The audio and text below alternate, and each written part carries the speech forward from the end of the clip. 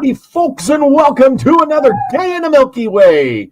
And tonight we got a great show for you with my co-host, David Null, Hawkeye Two Feathers. Welcome aboard. Greetings and blessings, everybody, and again on a Tuesday night. We hope that you are doing well, and we greet you with the love and the honor of the infinite creator, and hope that you're having a good day and that tomorrow will even be even better. Yes, always better the next day. And there's Chloe's in the house, and so is Susie Q. Awesome people, she says. She's going to get some supper. And here's Sunset Dreamer. Thank you for joining us tonight, as we got a cool show for you. I don't know if you've ever heard about the Moon-Eyed People, but I knew once I heard about it, I had to do a show on it. And it's a Cherokee legend. Now, being a Cherokee legend, it kind of makes you wonder, well, is it legend or is it the real thing? And if you haven't heard about it, it's worth a go around to check it out, Google it, YouTube it. And, there's a lot of stories out there, but we're going to give our version of it tonight and give you a little bit of what happened. And let's see, so we're going to go like this. And, the Moon-Eyed People are a fascinating legend. Can I interject something before you get cranked out here good? Okay, what's up? As a traveling storyteller myself, who semi-retired, in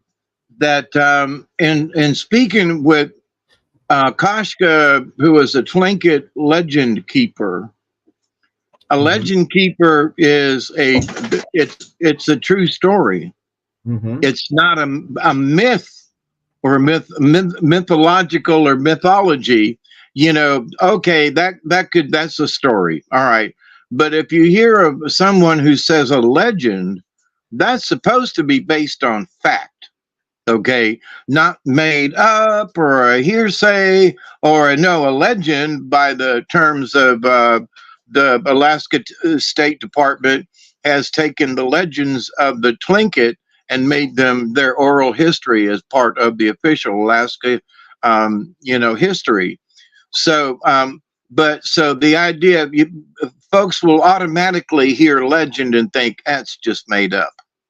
Yeah. There is a distinction between legend and mythology. So I wanted to kind of sort of set that out at the beginning. Okay, I'm done. Well, and the thing is once it's a legend that gets out there or a story, and it's so far back in history, especially with the Native Americans, and they had so many stories, which one you'll be reading one tonight. We wonder if it's myth or truth. And since, is there any hard facts? And that's what we're going to try to shuffle through tonight to see if there is any hard facts out there. And what legends and myths has this all been, construed as? Because you know how it goes. You get one legend and it's supposed to be true. And, the Indians did that kind of thing. They passed these down as truth. And then the white man came along and they added their spin on it. You know how that goes? Embellished on it. Yeah. Mm-hmm. And also the white man entered and said, well, what might have been mythology, they've claimed this is the legend of Bigfoot, when actually it might only been a mythology. So the white folks have interchanged legend and mythology to where most folks don't say, understand that there is really a difference. Yeah. They don't know. They can't, because there's so many, stories now, you don't know if it's in the fiction aisle or the real thing. But the legend of the Boggy Creek monster is going to be under science, under fiction, under mythology. Yeah. It's not going to be listed in who this might have really happened. Exactly. But at some point in time, there might have been a monster there of some sort. People just didn't know what to call it. The Boggy Creek monster. Yep. That was a movie way back. Yeah. So here we have the legend of the Moon-Eyed People. As a European settler, this is where it all come from. Well, not where it all come from, but as far back recounting in words and as the white man can go in a way. The European settlers poured into America in the 18th century. They began documenting the legend of the Moon-Eyed people for the first time, according to Legends of America. The Cherokee described this mysterious race of people as small, light-eyed, and pale. Because of their sensitivity to light, they hid during the day and emerged only at night. They tell us that when they first arrived in the country, which they inhabited at that point, they found it possessed already by a certain moon-eyed people who could not see in the daytime. An American botanist and educator, Benjamin Smith Burton, wrote this in 1797. Okay. The Cherokee chief Nakanosto, I butchered that name, but it's something like that. He also recounted the story of moon-eyed people to the Tennessee governor, John Sevier, in 1782. This is even going back a little farther. The old man at the time, Oxpinosa, repeated the story told to him by his ancestors that white men had long ago crossed the great water, the Atlantic Ocean, and landed here near the mouth of the Alabama River near Mobile. So, and that the moon people? We don't know.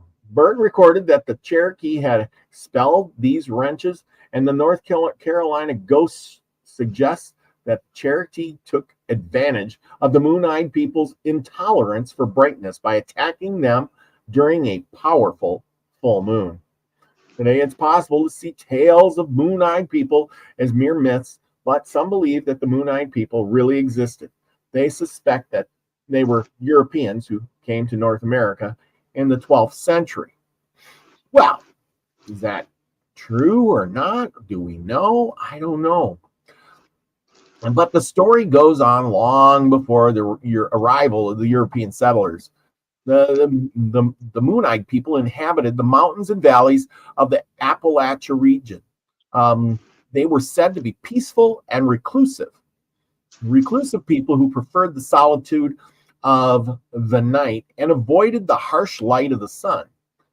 These various versions of this legend, but one common thread is that the belief of the moon-eyed people, they possess special powers and knowledge and set them apart from all the other tribes and people. Of course, they were fair-skinned and they had blue eyes, and that wasn't matching. They also had beards, I guess.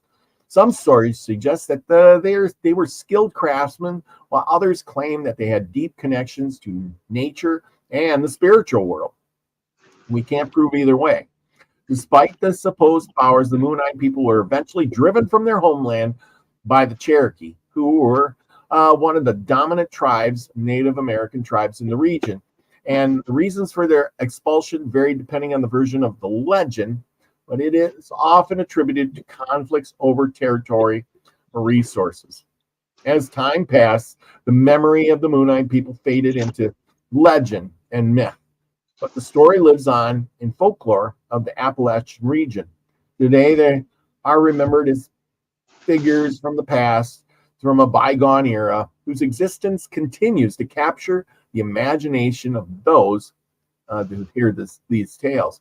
Whether they were real or merely a product of the folklore and imagination, and the legend the moon-eyed people endures as a testament to rich cultural heritage of the southeastern United States. Well, and you got to wonder if this is all true or not. Were these Europeans the Welshmen that came over here early on? Did the Welshmen in North America? The legend of the moon-eyed people runs parallel to another legend. This one was about Welsh prince named Modoc. Egwene Modoc and his brother Richard allegedly decided to flee from Wales, that's over by England, in 1170 because of a civil war between their brothers. Sailing west, the brothers allegedly landed in North America and established a settlement. Legend states that Modoc even returned to Wales to bring more people across the Atlantic with him. And though Modoc and Herod subsequently disappeared from the historical record, their story was kept alive from the 12th century onward through Welsh stories and songs. Now, do I disagree with that? Well, no, because, in 1606, a group of white settlers even found that Welsh was so similar to the Mohicans' language that they had a Welsh-speaking member of their party, Peter Wine, act as an interpreter between the two groups. Though it's easy to dismiss some of the evidence and the coincidence, some contend that the Moon-Eyed people also left physical traces of their civilization and mysterious traces of the Moon-Eyed people. So how can we prove this? To this day, a number of strange sites exist across the Appalachian foothills, which some believe are traces of Moon-Eyed people, as Legends of America notes. One of the sites is Fort Mountain in Georgia. How close are you to Fort Mountain in Georgia? 300 miles, but I've been to Fort Mountain before. Oh, you have? Well, how Yeah. about that? You probably were there and didn't even know it. What? There, crumbling traces remain of a once mighty wall, almost 900 feet long. 12 Oh, feet. yeah, I have walked along it. Yeah, I've hiked up to the top of that hill there where they've got a sort of it's a stone tower that's there. And there's an old wall. Actually, there are two of them. One's a little further down the hill than another. But yeah, I have walked along that ancient hill. Yeah. Wow. Nice. That is cool. It's 12 feet thick and 7 feet high in some places. The wall bears a striking resemblance to European battlements. Spear even told a friend that the wall had been built by the Welsh, writing that they constructed it as a projection against the ancestors of the Cherokee, who eventually drove them from the region. And this is probably some of the stuff you've seen. This is the remains of the crumbling wall on Fort Mountain in Georgia. But if the wall on Fort Mountain was built by the Moon-Eyed people, the Welsh, they may not have anything to do with two 12th century princes. Some historians have estimated that the wall predates their arrival by hundreds of years and may have been built between 400 and 500 BC or CE. So the thing is here's this wall. This is the evidence. I think there's another picture. Oh, there's more pictures. Whether or not the statue depicts the Moon-Eyed people or if it was made by them is unclear, however. At the end of the legend of the Moon-Eyed people leaves historians with more questions than answers. Were the Cherokee stories about the pale, light-eyed people who hated sunlight mere myth? Or did they point to some unknown historic truth? Were Moon-Eyed people Welsh or something different? Well, for this, we have to turn to another thing, which is, the Cherokee said that when they got here, the Moon-Eyed people were already here, right? So is there a timeline for the Cherokee, right? So we have to turn to the Cherokee timeline. The Cherokee history timeline, of course. It seems that there are many places in the internet to read about Cherokee history. The Cherokee lived in historic sites from North Carolina to Ococha to Georgia, to Tiwaka, Oklahoma, and on and on and on. So, they moved in, but when did they move in? 10,000 BC, 8,000 BC? Is that the nomadic tribes are present in North Carolina? But were those nomadic tribes really the Moon-Eyed people? 1000 BC, archaic period, trade networks formed, pottery made, etc.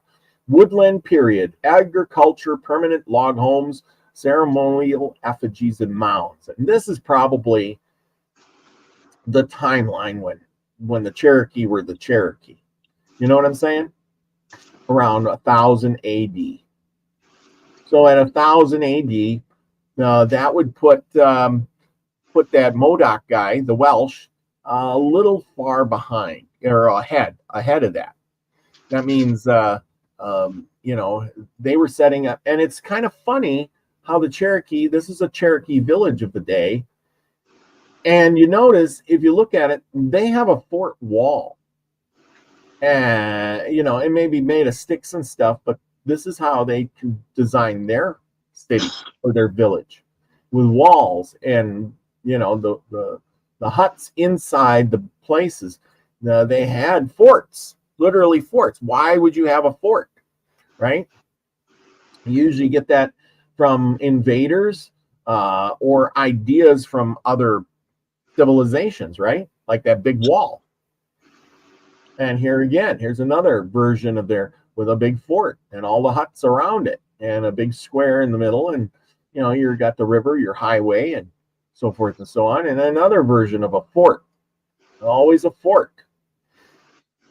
Now, we haven't seen, like the Indians of the plains, they were nomadic. They never made forts.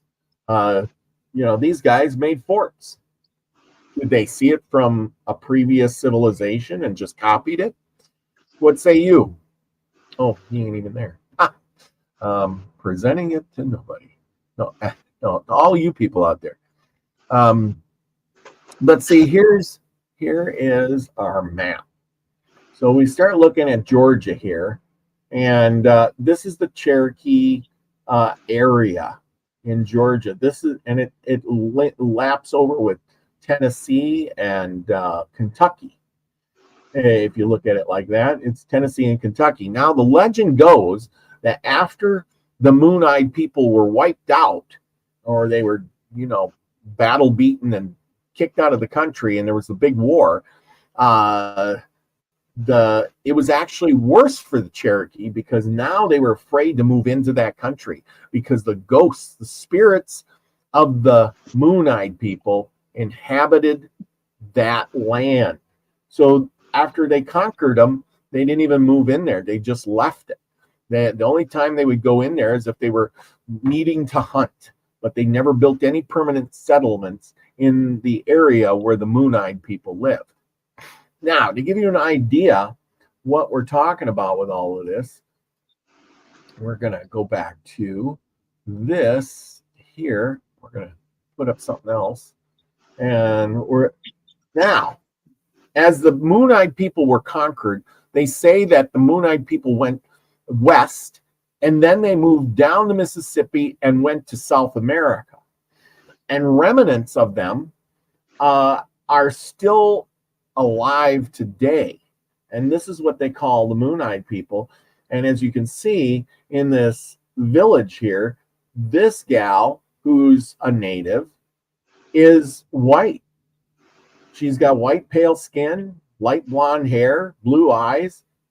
You can't see her eyes because it's black and white, but, you know, as I read the article about it, and she doesn't, you know, the genes, you know, you may be able to hide or get rid of cultures and stuff, but the genes of people live on in other people. You know, they live on. The DNA is passed from one to the other, and eventually that DNA comes out again. And as you can see here, the DNA is, I'm out in this girl. Let me, sorry for had to run off a minute. Going back to the stone fort. Yes. There is a place in Tennessee. It's near Tullahoma, Tennessee. Okay, that's really, let me put my glasses on. That's really small. You got to imagine this is towards the top of this hill, okay, in North Georgia. And there's a lot of other places folks could settle rather than going up the side of this mountain, okay? Yeah. Now, anybody who was piling up rocks had to have one damn good reason to pile rocks up around the top of this mountain. Yes. Somebody, something was after them, and they had to protect themselves. Now, these walls are not very tall. Okay. Now, going back to Tennessee, there's a state park there near Tullahoma, Tennessee, in Middle Tennessee, like north of Chattanooga, kind of thing, called the Old Stone Fort. Mm-hmm. And on the top of this hill, now there is a river at the bottom of the hill, but there's a little plateau, and then around it is this remnants of these rocks all the way around, but they're only a couple feet tall. Now you say, now why would they go to the trouble of building a wall 2 foot tall? Well, Yeah. if somebody's chunking arrows and stuff at you, you want to be able to hide behind something. Well, you got to remember too that this hang wall, on. So it wasn't necessary to build the same kind of battlements that were in Europe at the time, is where I'm headed. So if you had a 2 or 3 foot tall structure that you could hide behind because somebody's chunking rocks and spears at you, you know, and the elevation that you can see there, you know, it's downhill. So anybody coming up the hill, they're going to have a hard time hitting you from behind that battlement. But also at the Old Stone Fort in Tennessee, same thing, only about 2 foot tall. But it went all the way around the top of this well, they call it a mountain. It's a good sized hill. Yeah. Yeah. Let's see if I can find it. But anyway, yeah, no. The two things that I remember having been to both is that it was up high enough to where it was a steep incline to get there. So, you know, it's like everybody run to the top of the hill, the enemy's coming. Okay. And then that way you could defend yourself versus being downhill or in the valley. So anyway, okay. Yeah. But so, I have been to both. Here's the Old Stone Fort in Tennessee. And there's your walls.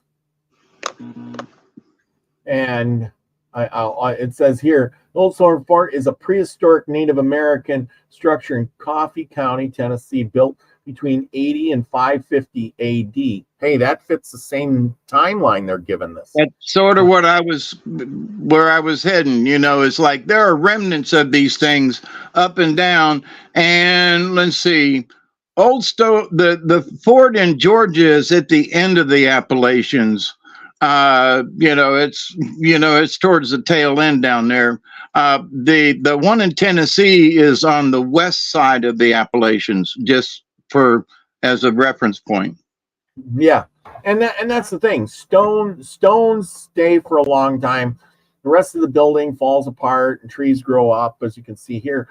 But the stones, when you put them in order and you make a wall or whatever you're doing, they will outlast and endure for hundreds and hundreds of years. Even concrete melts away like water compared to stone structures. And then again, too, you know, how do we know that this stone structure isn't taller? You know, just like the other one is, you know, how do we know that, like this one here, you're saying these walls might be short, but how do we know that the dirt hasn't covered up a lot of this, you know, and the walls haven't fallen down from earthquakes or something like that? You know what I'm saying? I checked that out when I was there, and they just didn't build them very tall because they weren't necessary. Now, in places, there were 2 sets of walls really close together. And it's like, so it's almost like they had, you know, like they do in England and such, you know, is they got the wall down the hill a little ways, and that's the first line of defense. And then if it gets bad, you drop back up a line, you know? And so at the one in Georgia, as I walked around it myself, I was like, man, there seems to be 2 lines of wall, but at the stone fort, they only claim 1 wall is there. And I was like, somebody ain't doing their, you know, they ain't looked around enough, because I distinctly saw two sets of walls. Yes, yeah, I agree. I agree. See, you know, they don't want to admit a lot of things, and then that's the thing. You know, we did research about how. Remember, we talked about how the English had come over here long before and tried to, you know, map out the area. They knew that there was civilization over here. They knew the Indians were here. They knew there was land over here, and maybe, you know how it is, treacherous. Somebody said, hey, let's go over there first, get a colony set up. And they came over with their technology. But at the time when they came over and say 1008, we'll just pick a year, 1000 AD, right? The European technology and the Indian technology would have been very similar. They wouldn't have had guns. They would have had bows and arrows. They might have had some shields and armor or something like that in small ways. They would have had metal swords and stuff. But as a whole, no guns, no cannons. You know, the technology of building these stone walls is definitely like a European thing. Could it be that, you know, people did come over? It doesn't have to be the moon-eyed people. It could have been somebody else. But if they did, they would have built. This is a European style of building, correct? Yeah, I would say so. But here's the other thing. You know, with all the years that we've heard of the natives, you know, fighting each other and running here and there, you know, if they built up a battlement of some sort, they were lucky. You know, some of them were into putting up, you know, wood stakes around, and, you know, but as far as, you know, working with a bunch of rocks and stuff, they weren't really into that at all, because that, like we've said, that's too permanent of a structure. When they were, you know, a lot of them were nomadic type, moving around. So, but also, where'd they get the idea to stack up the rock? You know, somebody had to like put that in their head. You know, if you build a wall around here, your enemies won't come get you. Well, but who were the enemies? And having seen, been to Fort Mountain up there in Georgia, when you get up there and you look around and you go, why did the Indians want to come up here and build a fort? I mean, there's all these other places downhill. What you know, what was the good of putting something up here? Now they've got the tower that's up there now came about during the Civil War. I can understand that, because it's one of the tallest little mountains there in the area, and you can see for a long way off.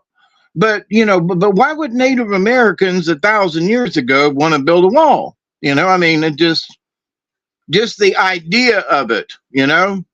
Well, yeah, and I can understand a wall, but like I showed, maybe you were up and gone at the moment, but I did show this is what Native Americans were building.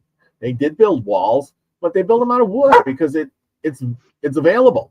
You got to clear the land to build your houses anyway, so you build a wall out of wood. You're not going to stay there forever, so why would you build a wall out of stone on the top of a mountain? Exactly, and to that same point of, you know, referring to stone, the one in Georgia, you know, it's all rocky and stuff up there. There ain't no place to plant nothing. It's all unleveled. There's not a big enough spot to like set up camp, let alone set up a village. So if you've got a bunch of rock up there, you were running from somebody and hiding from somebody. You know what I mean? Well, you're making they didn't just live up there on the hill. Now in Tennessee, the area where it's at, it's a flat plateau. I could see very easily where folks set up camp and stuff and had a, you know, but not in Georgia. You know, that there wasn't enough of a flat spot anywhere, you know. So the idea that somebody was living up there and put up a fort, that don't go with me. Yeah, no, I agree. There's so many things that are just kind of out of place sometimes. And, you know, all we can do is speculate. And then you hear about these, well, then where, you know, if the Welsh didn't come over here as an albino breed, because they weren't albinos. And in say 200 years, they wouldn't all have blue eyes and white hair and be really short. You know what I'm saying? That's not the human nature to divert to that kind of a way. You know what I'm saying? That's a evolution. And you know as well as I do, there's a lot of people who've succumbed to different circumstances, and they didn't have evolution happen to them, right?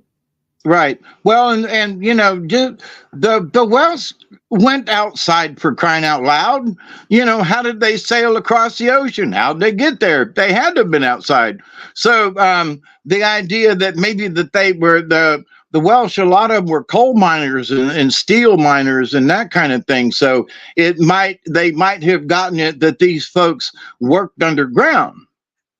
Yeah. Now there are a lot of stuff they found in Cades Cove, which is on the Tennessee side of the Great Smoky Mountains, kind of thing, up in there in Tennessee. In one of the old houses there, they found a cave system up underneath that goes through the Cherokee. Through Cherokee National Refuge up there in Appalachia, but there are cave systems all up through there that all kinds of stuff used to live in the mountains and probably still does. And that there were stories that I think I've mentioned it a time or two, in that in the old days, the old and crippled, they took them into some of these caves that are now secret. And where the young bucks would come down to Florida and go fishing, and then bring foods and stuff up along the Thick Pen Trail that's about a mile from here. And so, but folks said, "Oh, well, that's just a myth," until they found one of the openings, and now they were like, "Shh, let's not tell anybody." But a whole bunch of cave systems. So, with that said, who's to say who lived in them tunnels before the Cherokee moved in? Yeah, well, that's the thing. Did the Moonite people live there? And then, but see, this is just the age-old story. As you can see, I got another picture here. Okay, and what made them Moonite? Yeah, well, exactly. What made them Moonite? Because they lived in the caves. But that's an evolution thing. Their eyes were. They said. The story goes that their eyes were blue, they couldn't see well, and they were very short. And, so, but that doesn't sounds like an alien to me. Well, yeah, or a different breed of people, sounds like an alien to me. Well, yeah, but I'm just saying is we have short-sightedness in our minds, that we can't comprehend another human race. Like saying, it'd be like going to Africa and going, "Oh my God, all the people over here are dark skinned. Oh my gosh, they got fuzzy looking hair and oh my gosh, look at some of them are black. Oh my gosh, this is a strange. They must be aliens."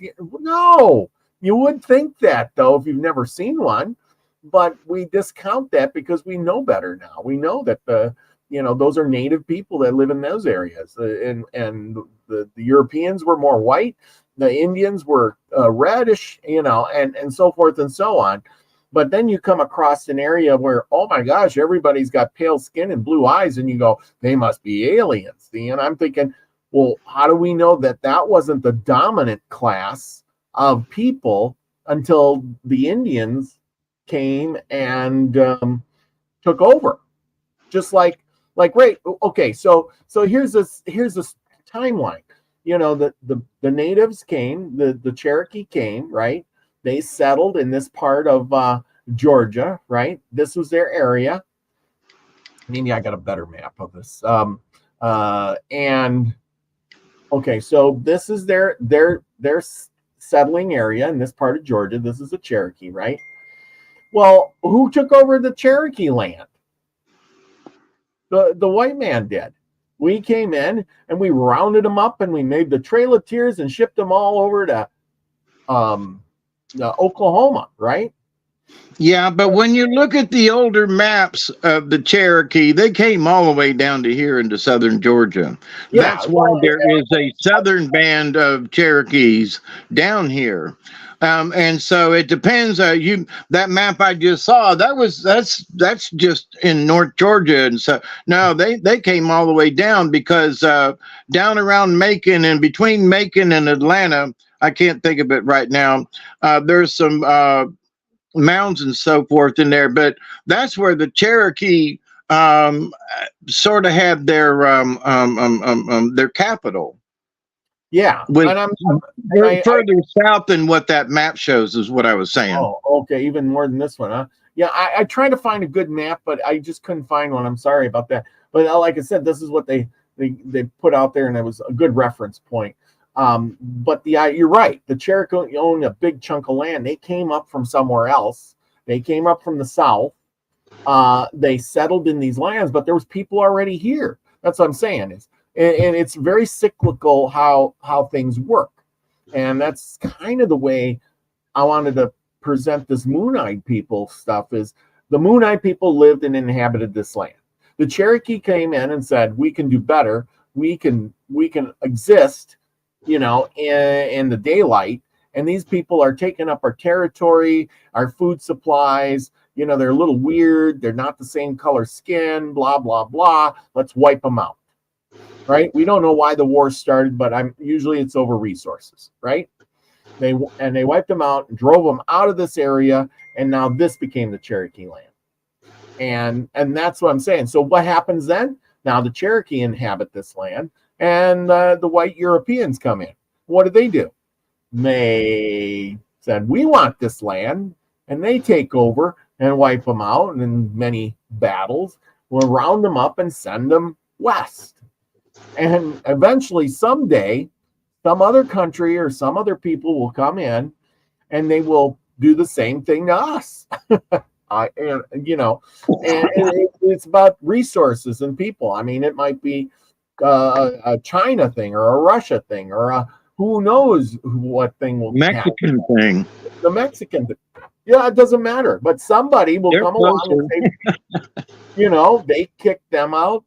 We kicked those guys out. And some new group will come in and kick us out. The Canadians are on their way. Yeah. So like I said, there's a lot of things happening. And then they try to blame it on this Modoc guy.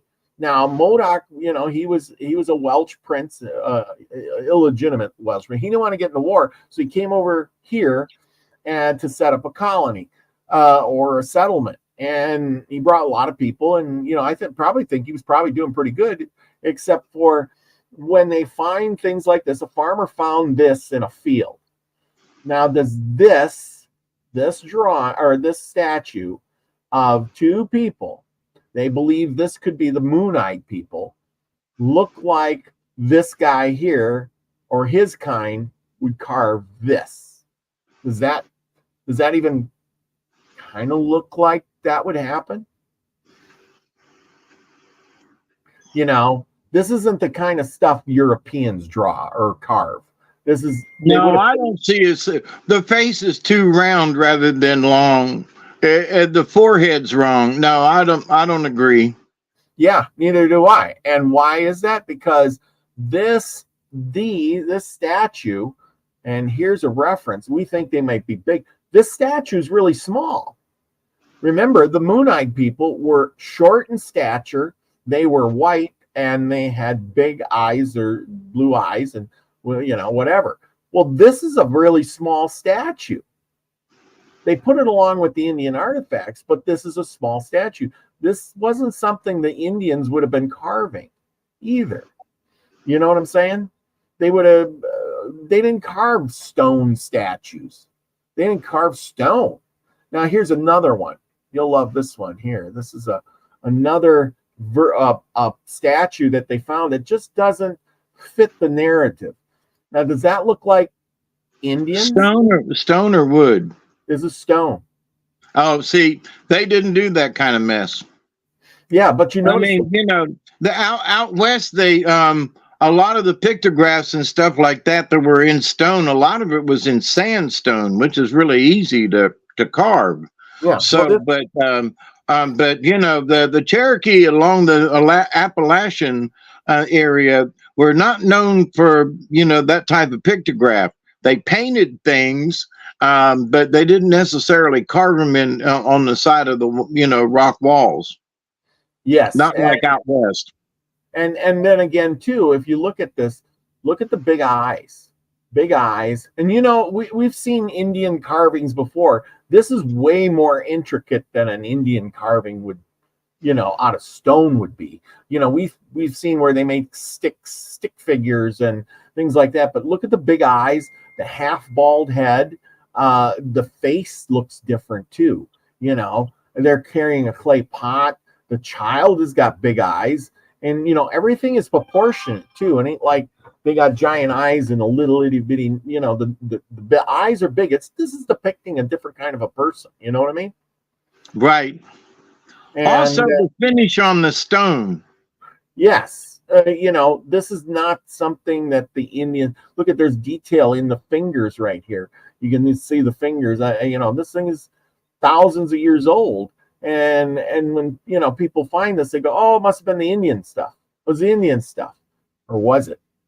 Was this a race of people who lived, a long time before, and it's settled here? Lucky says the Celtics carved primitive statues in stone, no detail on the faces. There you go. Yeah. So, Lady Spitfire's here.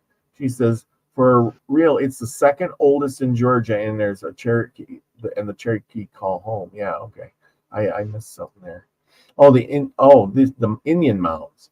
In Etowah. Thank you, Lady Spitfire. She lives up around that area. Yeah, cool. Okay. Yeah, New Etowah.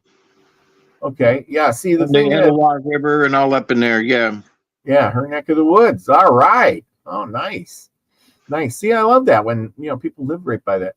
But what I'm trying to say is that some of these things don't match. It just doesn't match. And people want to just group it all together. And the story is that the Cherokee came. This guy, he says, hey, when they got there, his ancestors told him that white people had been there long ago and crossed the Great Water, long before they got there. So when did the Cherokee get there? That's a really good question.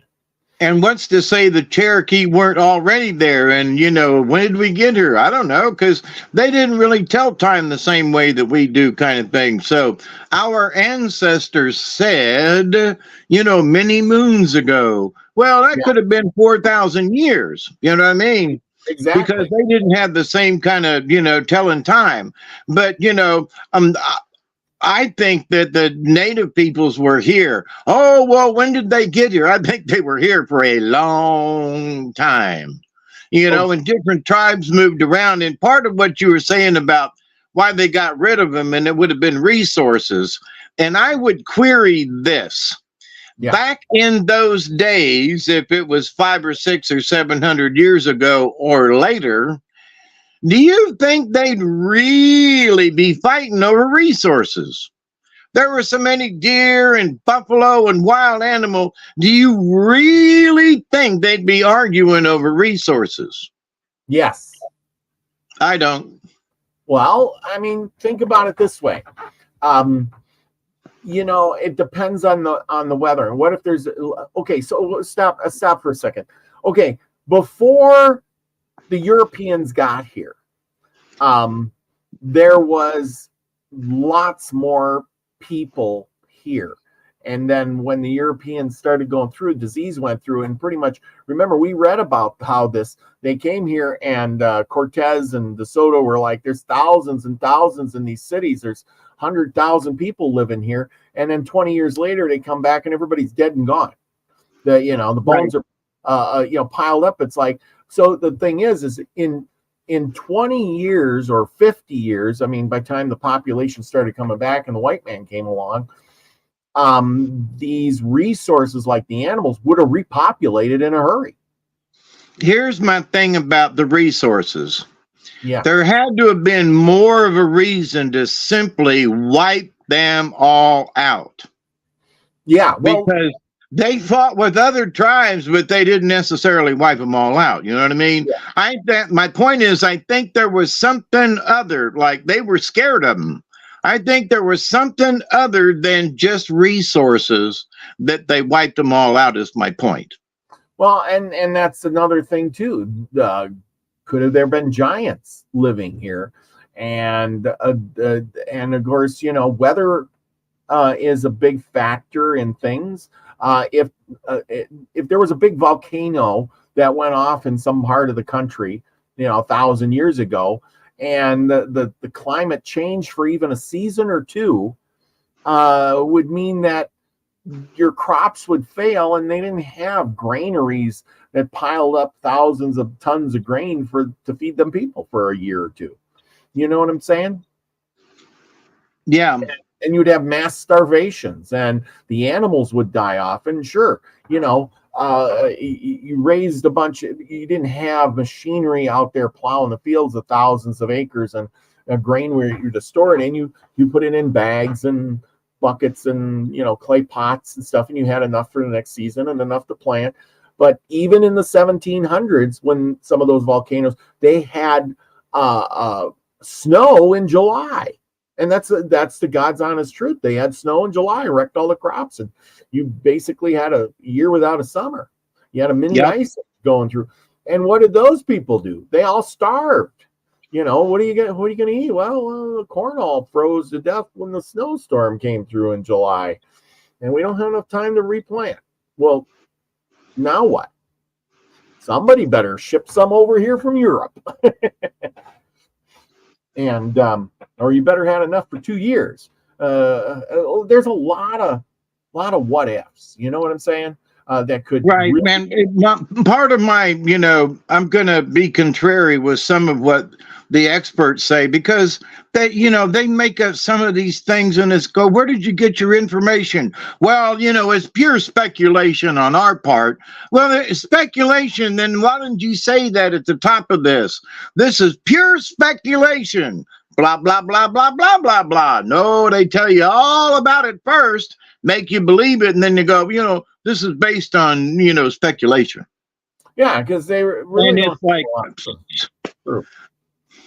And that's true. They don't have a lot of proof. Like here, you know, we'll go back 1,000 years, or 1,000 AD to 1,500 AD. They were talking about the range of village sizes were 1 acre to 5 acres, with houses, and they built like this. Here's your little fort, right? Yep. And we're talking about the Cherokee people. Well, anyway, 1,500 to 1850. Here they identified the historic period Cherokee Indians because of the similarities of artifacts. And that's how they're basing this on. Styles, houses, village structure, burial patterns. And this is how they're basing these people on. I mean, which you're right, speculation. You know, the stuff in Tennessee matches up with the stuff in Georgia. Well, that must have been the same culture. You know, I mean, well, maybe they just traded for that pot, you know, 2 years ago, and then they died off and left the pot there, you know. And until the white man got here, you're right, there wasn't really any records. And when they did get here, look at here, the Old Town is the first major Cherokee village in 1450. And then here, all of a sudden, it makes this big jump. DeSoto of Spain enters Cherokee country, supposedly one of the first whites, or the first, seen by the tribe. However, written descriptions of the tribe by the Spanish note a wide range of colors in the tribe, from Negro to light-skinned and fair, according to Moino and Pardo in 1567. So you know, when you got everything from black people or to light-skinned people, that's a mixing of culture. You not agree? You know, And here's the thing, from down in Jamaica and so forth, those are darker skinned folk and those are islands. So, the people in the Pacific, they went thousands of miles between tiny little islands and tiny little boats. So, what's to say, folks? I mean, been coming over from Cuba and went over to Florida. So, what's to say, folks didn't just from the islands now, Puerto Rico and, down there, what's to say they didn't come over to Florida and go, woo, a big island, and they migrated north or sailed north. What it was, somebody said they sailed into Mobile Bay. Well, how'd they know where Mobile Bay was? You got to sail all the way around the tip of Florida to get there. There ain't no shortcuts. You got to go all the way around and back up to get to where Mobile Bay is, to the Alabama River. So, how'd they know that? Yeah, well, I agree. I mean, how'd they know that? Don't know how they knew it. Why didn't they go up the river along the East Coast is my point. A lot of rivers they could have went up, but they somehow ended up in Mobile Bay. What? Somebody had a map. Somebody had a map. They knew the directions. That's my point. Yeah. Oh, well, but see here, this is where things go. See, DeSoto came through in 1540, right? And here he is talking about all the Indians, and we read about it, and he described that there was thousands of them. A village had thousands of, there were thousands of these, and village after village after village. Well, then trading between the Cherokees and the English settlement begins, and guess what? 1684 treaties, and all of a sudden, 1697 smallpox epidemic again, because we know that they had some before once these guys got here in 1540.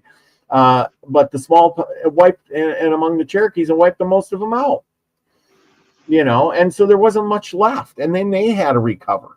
And the ones that lived, well, they lived. And then of course now you're in the 1700s, and the white man's here, and they're taking things over and so forth. And the white man is also taking over the history.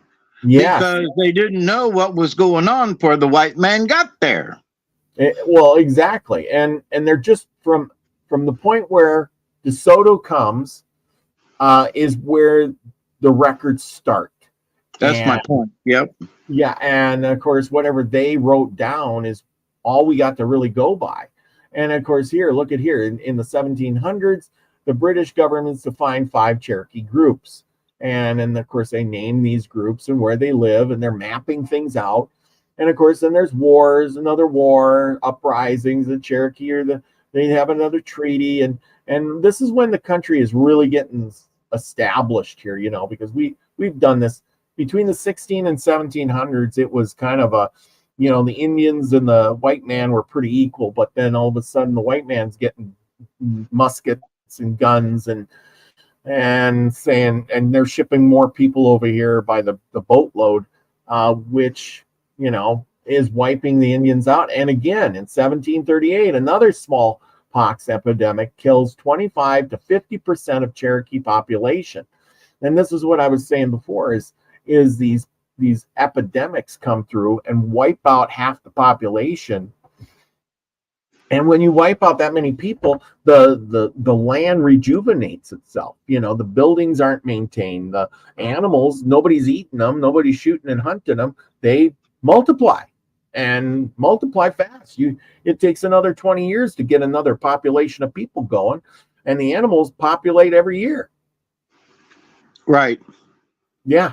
Very, and so I think that's kind of what happened. There was a lot of Indians. An epidemic ran through, and by the time the white people showed up, there was more deer and animals than they could shake a stick at. Because remember when we talked about the first people that came to Plymouth Rock and the Pilgrims and all of that, and during the winter, the Indians were doing very good. They were starving. There wasn't many deer out there to hunt. And why was that? Because there was a lot of Indians hunting the deer. There's a lot of Indians on the coast. They were fishing and hunting, and they were starving because there was very few deer. But then once the Indians got wiped out, the deer came back because there wasn't many white people either.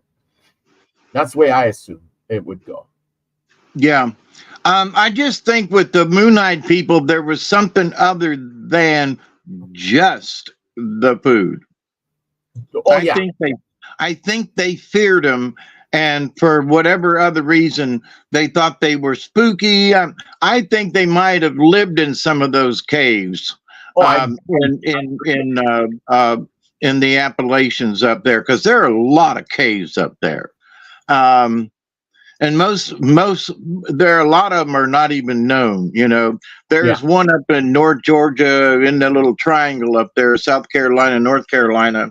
That's like they found this hole in the side of a mountain, and it's like 450 feet straight down, into this huge cavern. And that's within the last 40, 50 years they found that, so it's something else. Also, I wonder sometimes, because having listened to stories about the little people and of dwarves and that kind of thing, that the Cherokee folks have a tendency to discuss. And so I'm wondering if possibly the Moon-eyed folks were maybe somehow attached with a fairy group, or, but anyway, so go ahead. No, I agree, because if you've seen a short guy with a beard and or maybe a child, and they're running into a cave, it's something that you wouldn't recognize. You might, you use your imagination to justify what it would have been. And there are folks up there in the mountains that still believe in dwarves and fairies and things and stuff. So, Yeah. I know. I totally agree. I totally agree with that. Well, like I said, it's quite the thing. Richard says, pygmies and hobbits. Pygmies and hobbits. Yeah, and it might be. Exactly. It might be. It is a fascinating tale. We can only speculate about. Like I said, there's the people. There's proof yet that there's this gene that's going through in certain areas where these Moon-eyed people might have moved to.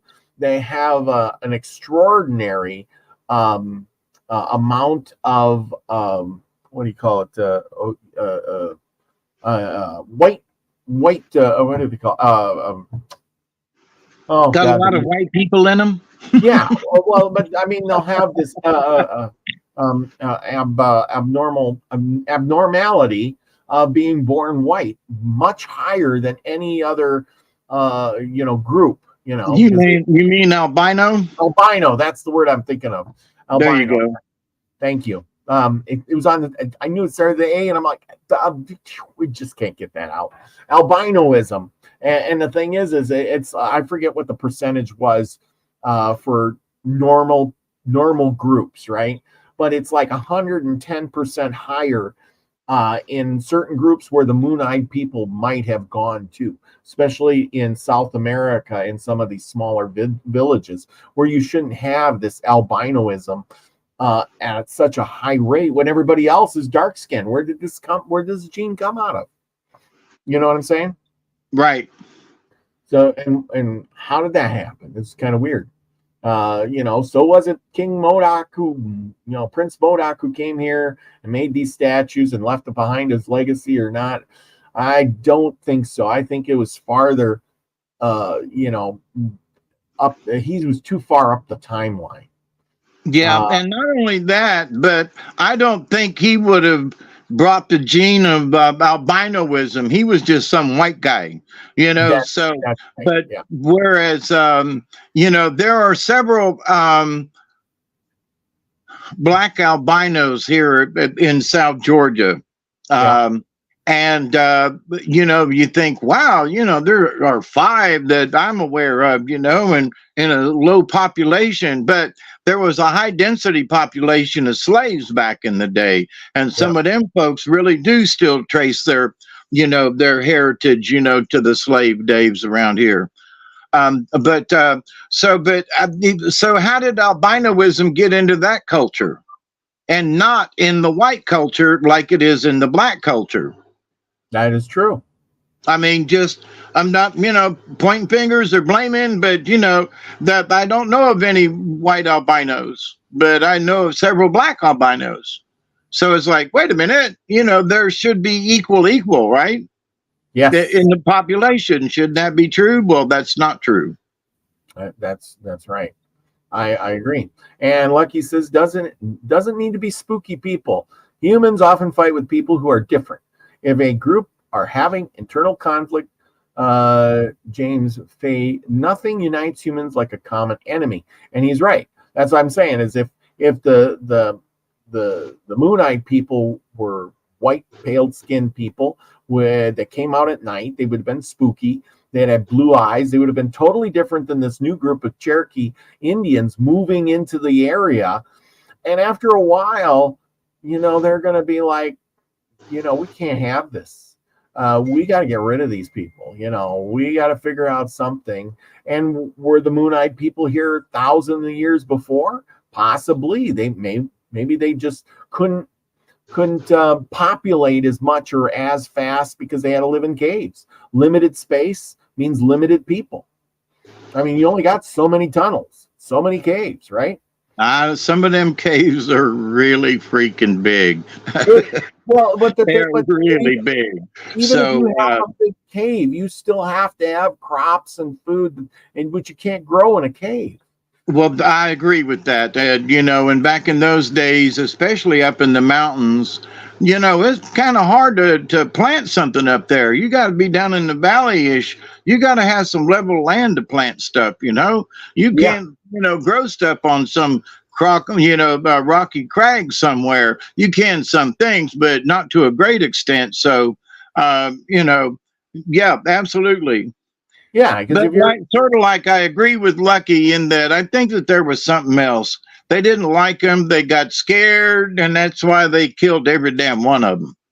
Just like they did the giants, they killed every damn one of them. Why? Because they didn't like them. They were afraid of them, and they killed them all. Yep. They hunted them down, and like I said, here you got remnants of. We know that the Indians did not build things with rocks. They didn't, especially on top of a mountain. They were more practical. They didn't make stone carvings like that either. And here's another one of those things where they, I forget where this rock is, and I know it's a special rock, but I found the picture. I couldn't find the name of the rock, but there's with this weird drawings on it. Was this Indian drawing or was this the Moonite people drawing this? We don't really know. And if it was the Moonite people, did the Indians continue drawing on their rock? We don't know. But this is found in, I think, Kentucky or Tennessee area in that same spot. Well, like I said, you got this, and this does not look like Indian people. It doesn't look like a normal. It's history out of place. Don't you agree? Yep, and they would have carved out of wooden. They would have carved out of wood. Yeah. Besides that, Indians had stone tools. They had stone tools. Look at all the stone tools here. You're not going to spend time with your stone tool trying to chip out another stone to make carvings out of stone. You got all these other things. But yeah. And and something that several natives, we talked about it over the years when I was going to the powwows. And then I said something about, plastic bags or something. And, and he looked at me and he said, native folk are all about doing it the easy way. If they could get a plastic bag and it was easy to get to, they'd use it. They wouldn't go, ooh, that's a plastic bag, and put it down. No, they'd pick it up and go, ooh, what can I carry in this? So, but the idea that if they had to chisel out something out of rock without proper tools, they could have carved out a bunch of stuff out of wood, and they knew it. So they was carving with flint and stuff, and that's what they did do and use. That's why there aren't too many artifacts, because a lot of stuff that, were made out of wood rotted over the many centuries, Yeah, that's why there's nothing left is, if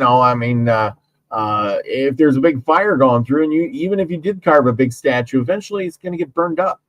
It's going to rot away, and it's never going to last. Yeah, only the folks on the. I don't know of anybody on the East Coast. I'm probably wrong about this, but the West Coast, they did totem poles and still do, and so there was a cherished tradition, with carving. Where on the East Coast, it's just small stuff. Yeah. No, I agree. And we're back to. I think we got everything here. Modoc guys, the things, and we got it. But anyhow, you're right. The Indians, they like even the ones out west, all of them. They were all about doing it the easy way, the quick way. They didn't remember how we talked about this many a times. How there's a season for everything. You got the season of fighting. In the summer, you fight in the summer. You pillage and whatever you got to do, and in the winter you rest and relax. In the spring you go for a buffalo hunt. In the fall you go for another buffalo hunt, and then you sit idle all winter and you make pottery and fix your stuff and tan your hides and all of those things that you want to do, but you don't have to, you know what I mean? But Who's going to say, I'm going to take my stone chisel and spend this winter chopping up this other stone to make a carving? When the rock that you're using is going to break away faster than the stone you're trying to carve. So, Yeah. Yeah, it's a lot to think about. And, but anyway. Something, in our discussion about running out of resources, I was watching a program this last week. It's on Tubi, by the way, one of my favorite channels now on the internet. And it was about I think it's called Chiefs, and it talks. One of them was about Crazy Horse, and one of them was about Sitting Bull, and one of them was about Black Elk, and one of them was about but in discussing, they were interviewing the ancestors of said folk, on the reservation from Pine Ridge and over there in the Dakotas and all. And so, and it was listening to the story. So one of them was that, they were standing there and there were a couple of teepees around, and there were a couple of, older folks that were standing there relating the stories. And they said, you see these teepees here? And then the interviewee was like, yeah.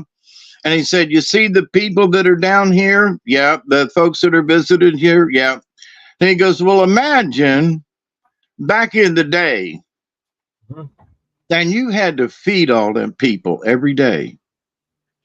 And he was like, and that's just a small amount. There was like maybe 50 people, and 10 teepees, but he was just saying, you see them folks down there, you see them teepees, imagine back in the day trying to feed every one of them folks every single day.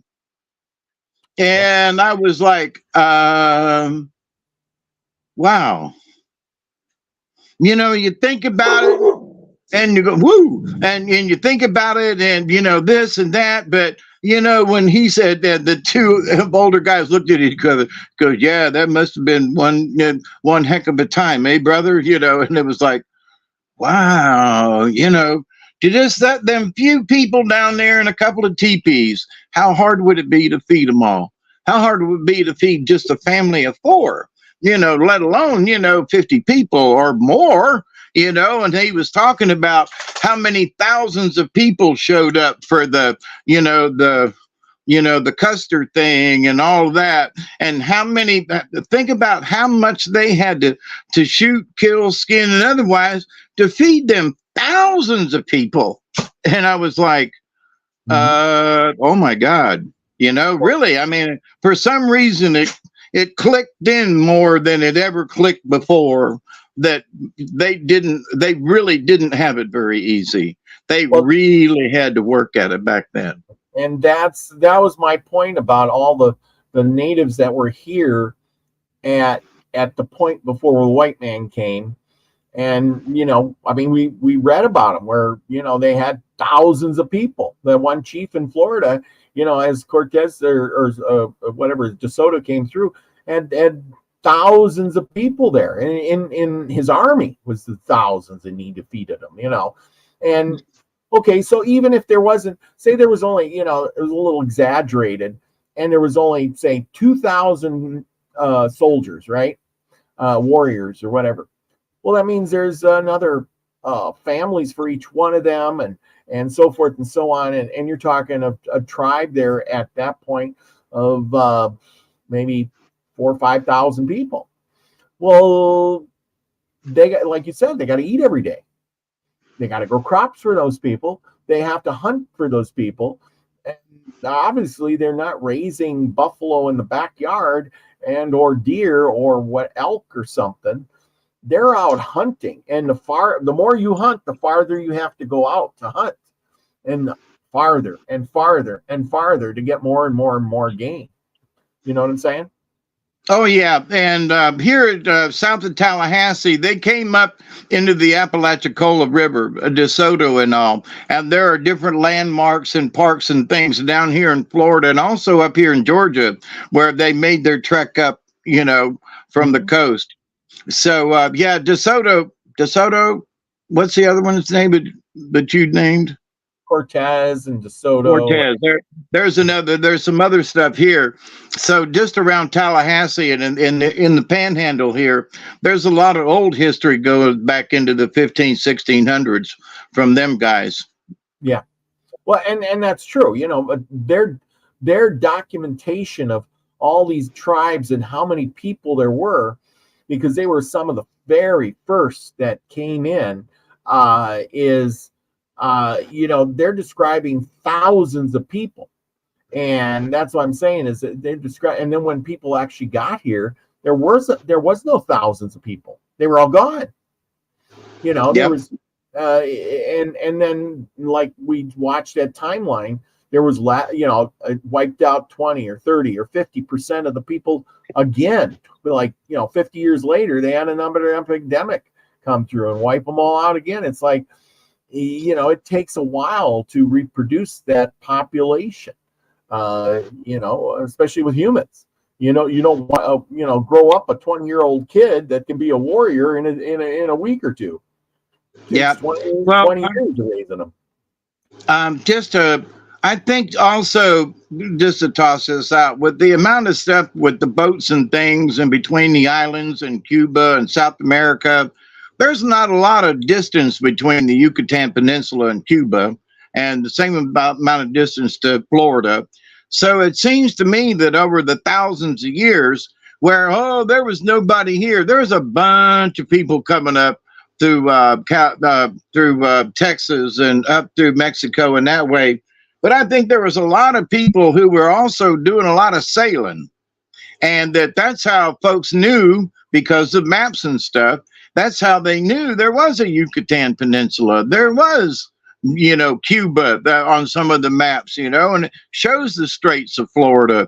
And consequently, it shows all the way around to Baton Rouge and the Mississippi and Mobile Bay and, and places along here in the Big Bend area of Florida. So, the idea that when the white folks came over from Europe, that somehow, these Indians just came a few years ago kind of thing. You know what I mean? Well, They came about 1,000 years ago. Really? Seriously? Come on. They've been here a lot longer than 1,000 years. It's the white guys that are trying to put a timeline to the native people who've been here for 3,000 or 4,000 years. in my humble opinion. Well, but then again, if, I mean, we could beg to differ a lot on this too, but the way I look at it is, what if this land was inhabited by people already, like the giants and these moon-eyed people, and maybe other sorts of people that have been wiped out? I agree with you. And they couldn't get up here. Like I said, they were moving up, and the moon-eyed people and the giants were here, and maybe that's why those walls were built, because you don't build a big giant stone wall like that on the top of a mountain, like you said, because you're keeping out a band of Indians. Because it had to be a really big band of Indians, is my point. It's got to be a bunch of them to go to that trouble. Well, and that's the thing too, is if you were the Indians, wouldn't you just walk around the mountain and say, well, fine, keep the top of the mountain. We don't need to fight you and kill you off at the top of the mountain. It's really dangerous there, and there's nothing up there we need. You know what I'm saying? You know what? Having been to both places and having walked around both places and wondered, why did they do this way back then? Yeah. And I think it was a status in a way that, look, we are fortified. We have built this thing, and we're secure within these boundaries. Mm-hmm. And it's something about boundaries. And if you were the attacker coming up the mountain, I'm thinking of the one in Georgia. It's pretty steep. You can tell by the picture that you showed. It's a pretty good incline. And so they ain't just casually strolling up this hill. They're climbing, Yeah. And so it's like you climb up and you see that there's this wall going all the way around. And so you flank to the right and there's still a wall.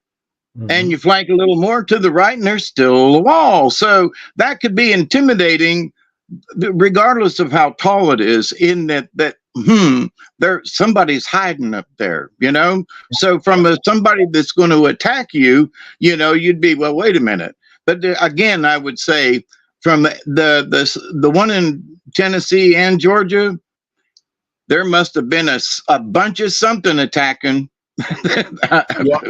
I'm saying there was a bunch of something. Exactly. No, I agree. And that's what I'm saying is that if the Indians said, if that chief said, when we came here, yeah, he might have been talking about a legend that was passed down 1,000 years, but even so, 1,000 years is a long time. And, but he's literally saying this land was inhabited by somebody else and we had to take it over. Maybe it wasn't a whole lot of people, or maybe it was, a race of people who had more technology at the time, or more people, and they got wiped out or something. Didn't you read on the one from Tennessee that it was BCE? Yeah.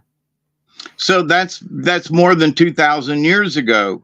So more than 2,000 years ago in Tennessee, why are they building a wall for whatever reason are they building a wall? Yeah. Those are ancient, not supposed to be anybody here. They're supposed to be dumb savages, but now they have constructed these stone walls on the top of hills, mountains. Exactly. And it just goes to prove, even throughout history, that you don't have to be, the smarter you get, the worse you are off. Look at the Romans. They had it made. They were the superior bunch. And then the barbarians came in and took over Rome and beat them out. And why? Because, they got lazy. They got laxed. It was a bad time. Even though they had more advanced technology and they had the things, didn't matter. And that's could be the whole thing, is these people could have been more advanced, but then they got lazy, and the barbarians, the new group of Indians, came through, and they didn't know how to fight them or couldn't fight them. You know what I'm saying? Yeah, and that's sort of where I was saying, I think there was a lot more boatmanship going on in the Gulf of Mexico, and that there was a lot more trade and things that we have knowledge of or records of, and that would mean that, black people coming up. That would mean, the Redskins from Mexico coming up. And that would mean different populations of people coming to America where, nobody came until the Europeans got here. And I just think that's hogwash. Yeah. Yeah, I agree. Okay. There's a whole lot more stuff going on here in America than people ever try to give America credit for. Just a bunch of damn savages. Nobody knew anything. And we were just a bunch of idiots. And I think, quite frankly, 2,000 years of a population of peoples to leave nothing behind. That's what sort of the Native Americans are all about, to leave nothing, leave nothing behind. Leave nothing permanent, So that's one of the reasons why I don't see them building stone walls, because they didn't believe, the religiously, they don't want to leave anything behind. They don't want to mar, Mother Earth. They want to leave it as it is, One reason for moving around. They didn't want to stay in one place too long, but anyway, because there's no history and everything is just a legend, that, the Moon-eyed people, I do think at some point existed, because the Cherokee would not have talked about them. Okay. Yes. If they made up a story, they would tell you that. But because they're in their history, there are legends, stories about them. That's what I believe. Okay. Because if they're going to make up something, they tell you. But I don't think this was made up. No, I agree. I think there's always, regardless, there might have been a little here and there, but for the most part, the core of the story is the truth. Otherwise it wouldn't have kept getting passed down, right? Right, and it would have been passed down in a different way. And it's also pretty simple. It would be passed down like a story about like Coyote and the Rabbit, or it would have been passed down, something like that, versus and we killed them all. Yeah. Oh yeah. Yeah. See here, F. Kitty's got it right. There were probably peoples like the Moon-eyed people that were remnants that rode through those catastrophes from older populations, and she's got a point there. Catastrophes, the Ice Age. Maybe they were from pre-Ice Age and they survived by living in caves so long, over 1,000 years or better, that their eyes did hurt from the sun and they could only come out at night. Yes, go ahead. And I want to really throw a monkey wrench into it. Yeah. There's a lady in Cashiers, North Carolina, that's just north of Georgia and South Carolina, right up in that tri-state area. And she has been recording UFOs going in and out of the mountains up there for the last 30 years. And there are ancients up there that talk about, oh yeah, we got stuff flying in and out of the mountains up here all the time. So I would very much speculate that the wide-eyed, moon-eyed people that were short could very well have been aliens, because the mountains are still being visited by these people right now to this day. And this lady takes pictures of them, and she's got a website and everything. And I've been on and off following her for years. So the fact that she's still alive and still doing it, like, cheers. And I've been up in that area. And there's some strange stuff that goes on up there in that area of the country. Wow. So, but it could very well be, he's talking about aliens again. No, seriously now, that could have been something like that. Would have been, not only did, they live in the mountain and they had moon eyes, what, big to me would imply bigger eyes. And also at night. So if they came from outer space, they would, kind of, stay away out of the brightness of the daylight. All that makes sense too. Mhm. And the reason they wiped them out was like, no, sorry, we don't like wherever you came from. And they Yeah. might have been doing something that just, but that the natives said, no, like the giants, no, we got to get rid of every single one of you. We're not going to keep any prisoners. You're not going to integrate with it within a tribe like they've done with other tribes. They kill off of almost everybody and keep a few. No, they killed everybody. So that makes me suspicious. Yeah. But to the point that there are things still going on up there in the mountains and have been for a long time. People just don't want to add that to the story. You know what I mean? Yeah. Yeah, oh yeah, I agree. Well, all I can say, people, is go out and do your own research. Get your own ideas and opinions. Figure it out. Read the stories. Make up your own mind what you trust in your own heart, because, more than likely you'll figure it out too. So, well, if not, you can at least come to a supposition. And regardless of where they came from, there is, the stories are that they did exist, regardless of where they came from or how long they've been there. So, but anyway, mm-hmm. A lot of speculation on all parts, right? It is. I hope we all learned something tonight. Anyway, you got a story for us. I got it pulled up already. How's that? Yeah, and it's got a really short title. And no cast of characters. It's like, what? Here's a story, uncle and nephew. Yep. And who's our cast of characters? I mean, some of the stories before, we've got all kinds of names as things and stuff. So, but anyway, let me get a drink and then catch up for a second and we'll start. Okay, absolutely. It's going to be a good one. All right. And I will exit out and you're up. Okay. Tonight's story still comes from the Seneca Indian myths from Curtin from 1923. So we're still reading from that a set of stories. And tonight's story is Uncle and Nephew, as told by Henry Jacob. An uncle and nephew lived off in a forest.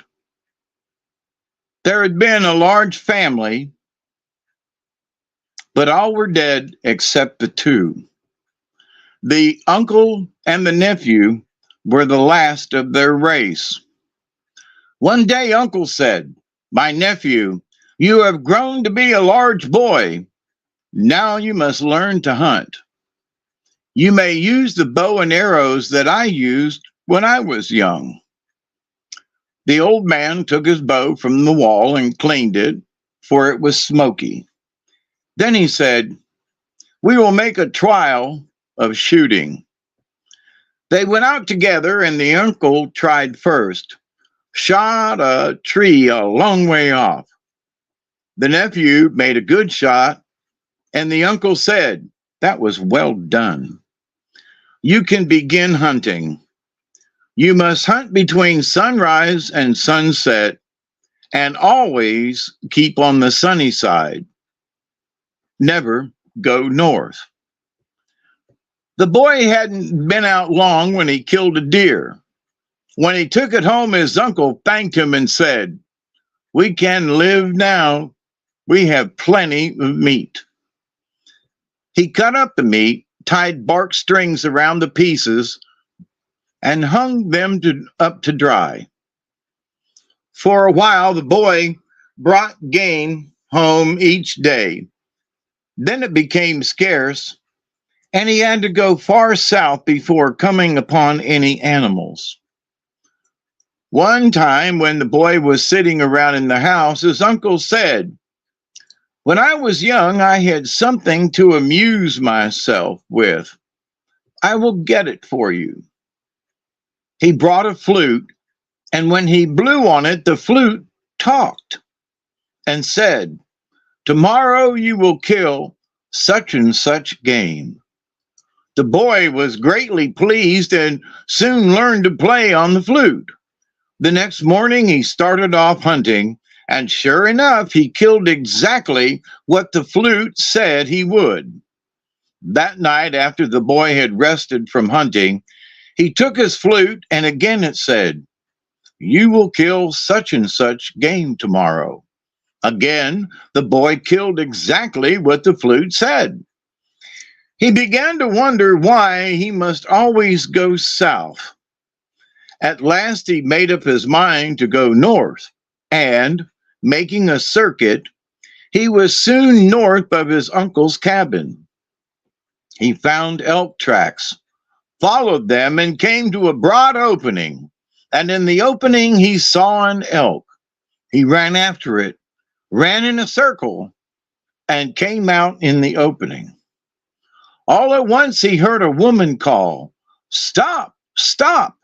But he ran on full speed after the elk. And again he came out in the opening. A second time the woman called, "Stop, stop! Wait and rest." Looking around, the boy saw that the woman was sitting on a fallen tree. She called, "Come and sit down. I know you are tired. When you have rested, you can chase the elk." He sat down near her, and soon his head was on her knees. The boy had very long hair, so long that he kept it tied up, for when he let it down, it swept the ground. Now he tied one of his hairs to a root on the ground. After a while, he fell asleep. The woman put him in a basket, swung the basket on her back, and started off on a run. Then she rose in the air and ran very fast. The hair stretched till it could stretch no longer. Then it pulled them back to the place they started from. The woman said to herself, "There is witchcraft about this boy. I will try again." The boy wakened. Again, she searched in his hair till he closed his eyes. Then she asked, "Are you asleep?" "I am not asleep," said the boy. After a while, she asked again, "Are you asleep?" He didn't answer. He was asleep. The woman put him in the basket, swung it onto her back, ran a while, then rose in the air. When she had gone a long distance, she came down by the bank of a river, roused the boy, and asked, "Do you know this place?" "I know it. My uncle and I used to come here to fish." He had never been there. He wanted to deceive the woman. Again she put him to sleep, and again she rose in the air. When she had gone a long distance, she came down on an island, shook the boy, roused him, and said, "Do you know this place?" "I know it. My uncle and I used to come here." Again she put him to sleep, and again she rose in the air. This time she carried him to the edge of a ravine that was so deep that the tops of the tallest trees that grew in it could not be seen. She put the basket down on the very edge of the cliff, turned it over, and the boy went headlong into the ravine. He fell slowly, for he had power. He came to the ground unhurt, but he could find no way of escape. The sides of the ravine were like a wall. The uncle waited and waited. At last he said to himself, "It is late. Something must have happened. My nephew is not coming home. I must find out what the trouble is." He took the flute down and saw that the mouthpiece was bloody. Then he said, "They have beaten my poor nephew. Trouble has come to him." As there wasn't much blood, he thought, maybe he will free himself and come back. The nephew lay down among the rocks in the deep blind ravine, and tried to sleep, but could not. All at once, he heard a great bird coming. As it swept past him, it caught a mouthful of flesh out of his arm. He spat on his arm, rubbed it, and cured it. When the bird had been gone a while, he heard it coming again, and as it flew past, it took a second bite out of his arm. He spat on the arm, rubbed it, and cured it. When daylight came, the boy stood up and, looking around, saw the bones and skeletons on either side, and one man just alive. He said to himself, I suppose I shall die here, just as these men have died. That morning, the uncle looked at the flute, and seeing that there was more blood on it than before, he gave up. His nephew is lost. In despair, he sat down and cried, meanwhile scattering ashes over his head and shoulders. The second night, the bird flew past twice, each time taking a piece of flesh out of the boy's arm. When the bird had gone, the boy fell asleep and dreamed.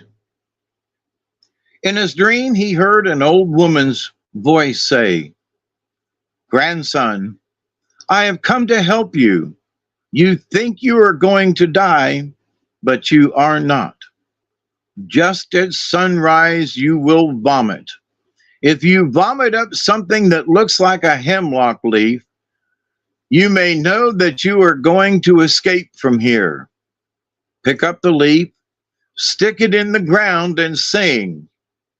As you sing, the leaf will become a tree.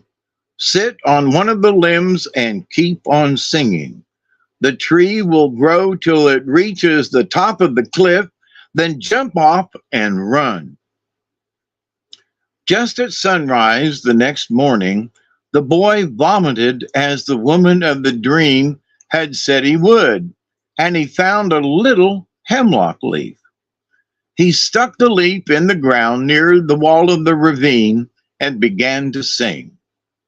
The leaf became a tree, and as the boy sang, the tree grew higher and higher.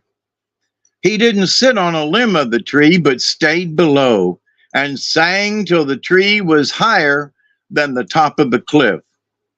And going to a great hickory tree, which stood near, he pushed it and called out, Rise up and run, or the tree will fall on you. The bones became living men, and the men sprang up and ran away from the tree. Two of them had unequal legs. Each had a leg that belonged to the other. The boy said to the crowd, Now you must follow me up this tree to the bank above. You must not look back. If you do, you will fall. The limbs of the tree were near together like a ladder, and the men climbed easily. The two men, with one leg short and one leg long, were behind. After climbing quite a distance, one of them looked back to see how high up he was. Right away, he turned to bones, and the bones rattled through the limbs of the tree, fell to the ground. Now there was but one man with uneven legs. He went on till near the top of the cliff, and then he looked back. Right away, he turned to bones, and the bones, rattling through the branches of the tree, fell to the ground. When the boy was some distance away from the cliff, he said to the men who were with him, Stay here while I go and bring the woman who has done all this mischief. She has a mother who is a wizard. We will punish them both. He started off and hadn't gone far when he came to the house of the woman who had deceived him. He sat down by her and said, "I have come." Soon her mother came in and said, "I am glad my son-in-law has come." That night, the young man heard the old woman groaning. She crawled out of bed on her hands and knees and rolled around on the ground. He took a corn pounder, struck her, and said, "Mother-in-law, wake up and tell us your dream." She stood up and said, "I dreamed that my son-in-law must kill the 2 white otters that are in the lake." "Go to sleep," said the young man. "I will do that tomorrow."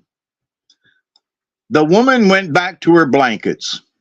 In the morning, she said, "You must kill the 2 white otters in the lake and bring them home before the door stops shaking after you have slammed it in going out. If you don't, something bad will happen." The young man tied one of his long hairs to the door and, unknown to his mother-in-law, kept pulling it to make the door tremble.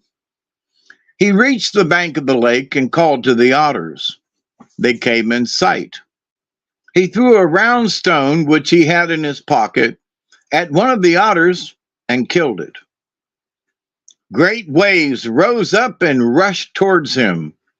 The second otter came near on the top of a wave. He threw the second stone and killed the second otter. Then the waves went back. When the young man came to the house, he called out, "Here, mother-in-law, are your 2 otters." "Where?" asked she. "Where?" The 2 otters were her brothers.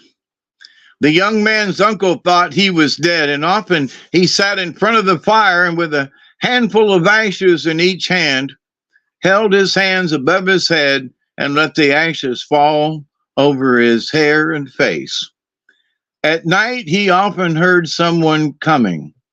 Then a voice called out, "Uncle, I have come."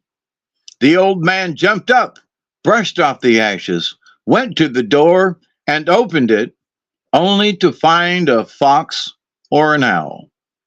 At last, he made up his mind not to be deceived again.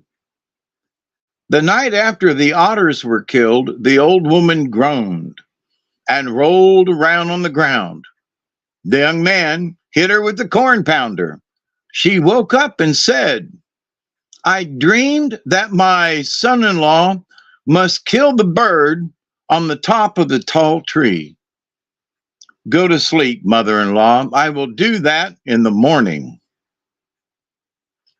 In the morning, she said, "If you get back after the door that you slam in going out, stop swinging, something bad will happen." The young man fixed the door as before, and going to the tall tree, saw on the very top a black eagle. He drew his bow. The first arrow that he sent went almost to the top of the tree, but was driven back by the power of the eagle. He sent a second arrow. It struck the eagle in the heart and brought it to the ground. The young man picked up the bird and ran to the house.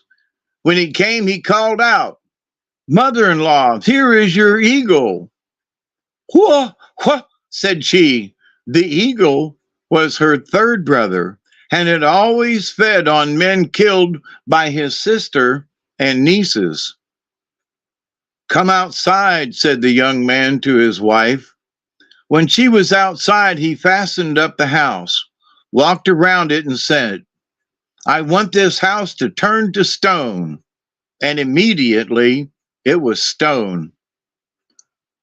The old woman and the 3 of her daughters were inside. They cried out, "Have pity on us! Have pity on us!" "You had no pity on me," said the young man, and he left them to smother.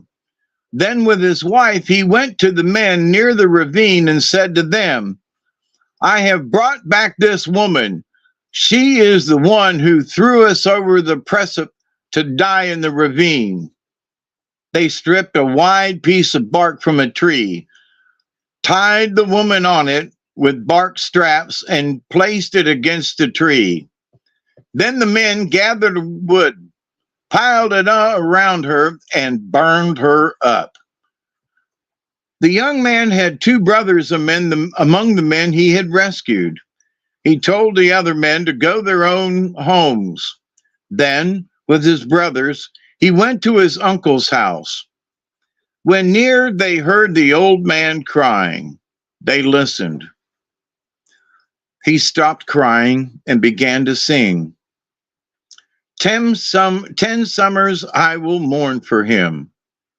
The door was fastened. The young man called out, Uncle, I have come. Let me in. Be off, answered the old man. You have deceived me times enough. The nephew begged to be let in, said he had his brothers with him. Be off, cried the uncle.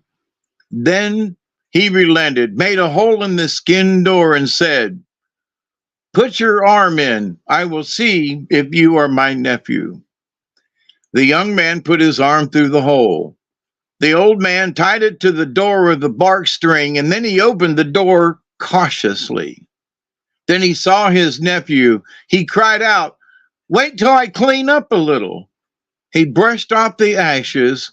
Then he welcomed his nephews, and they lived happily together.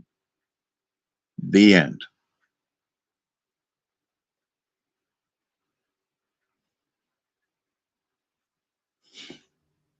And there we go. Diggity dog. They finally lived happily ever after. We don't get too many happily ever afters, do we? Yeah, and as I was reading it, I was like, wait a minute, how did he get married? Oh, uncle's house. I don't know.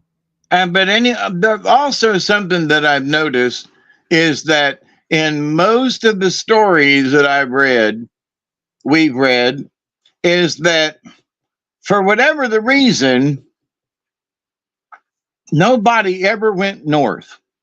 You could go east, west, south, but nobody ever went north. Have you noticed that? Yeah, come to think of it. So he was told to go south, but he circled around. And a lot of the other stories, is you can go anywhere you want to, but don't go north, So it's some of the stories back in the day were that the giants lived in the north, and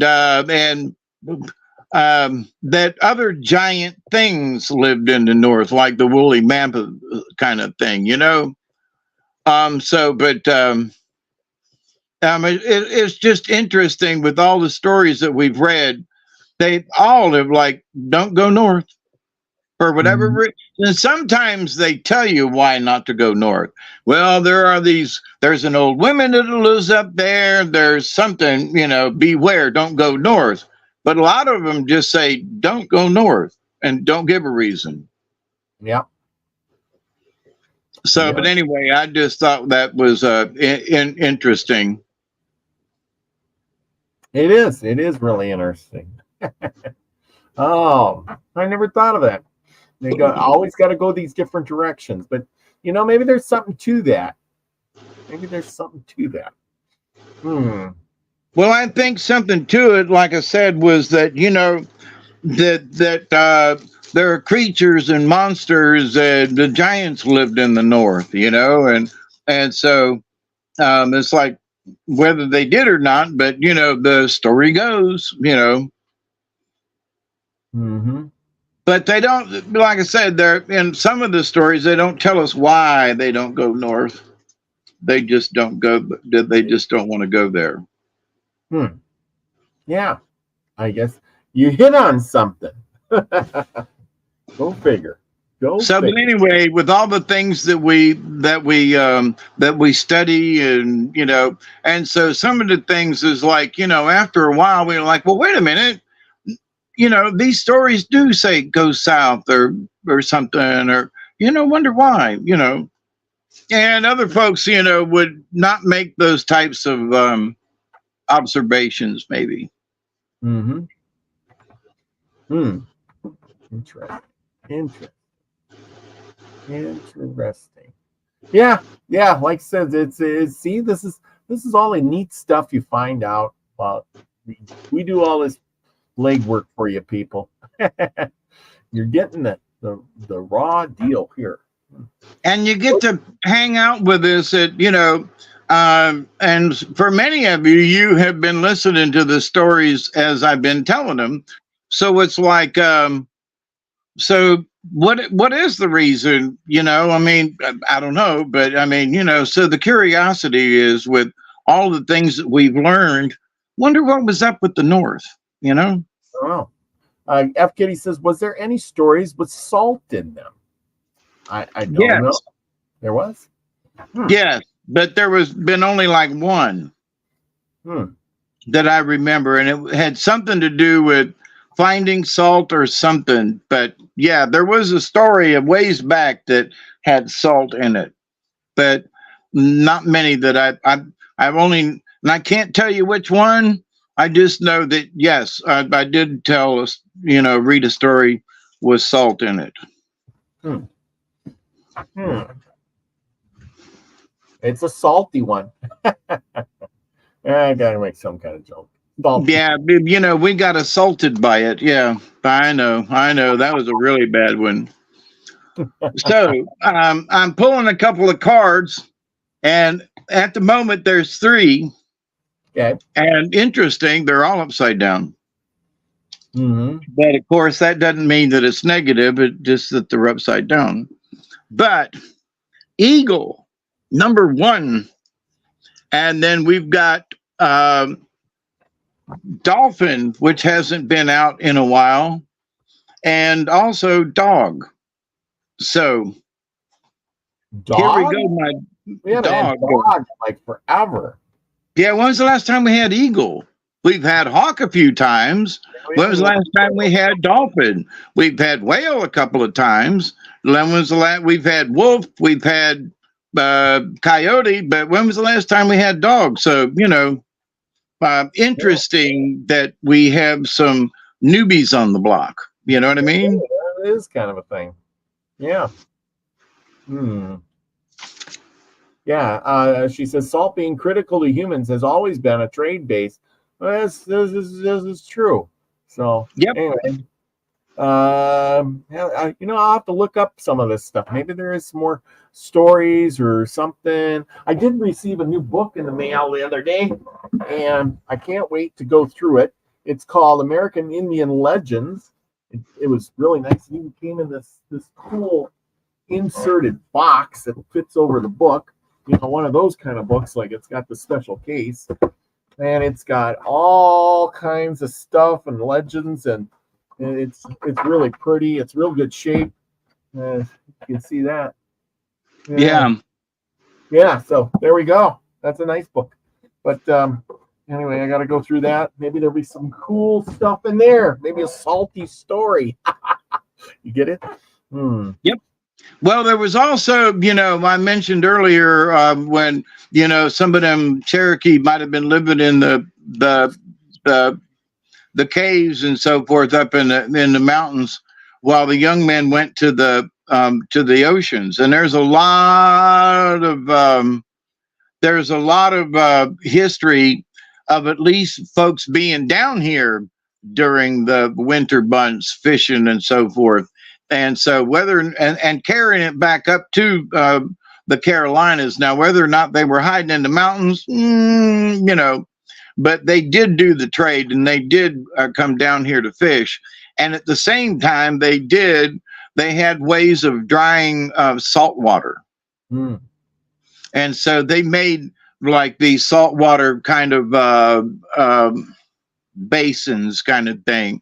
And when the tide go out, and they dried it and collected it and, and then refined it in ways. But so, yeah, while they were while they were catching fish and drying it out, they were also gathering salt from the ocean. So by the way, so anyway, so eagle is the first in the book, and it's spirit. Eagle medicine is the power of the Great Spirit, the connection to the divine. It is the ability to live in the realm of spirit and yet remain connected and balanced with the realm of the earth. Eagle soars and is quick to observe the expansiveness within the overall pattern of life. From the heights of the cloud, eagle is close to the heavens where the Great Spirit dwells. That was upside down. If you pulled eagle in the reverse, you have forgotten your power and your connectedness to the Great Spirit. You may have failed to recognize the light that is always available for those who seek illumination. You may have forgotten. Heal your broken wings with love. Loving yourself as you are loved by the Great Spirit is the lesson which the contrary eagle brings. So heal your wings, my friends. On some level, eagle is telling you to seek higher ground on which to build your nest. The nest is the home of the heart and cannot remain in a swamp. If your nest is in a swamp, this may be connected to your belief that your wings are clipped by the impossibility in your present status. Eagle's nest is high in the mountains where the air is clear. It may be your time for a vision quest so that you can commune with the Great Spirit. The next one in here is dolphin. So, upside down eagle, have you forgotten? Have you been grounded? Can you not see around, or, are you not, have you lost your connectedness with the Great Spirit? And I know in this time there are folks who have.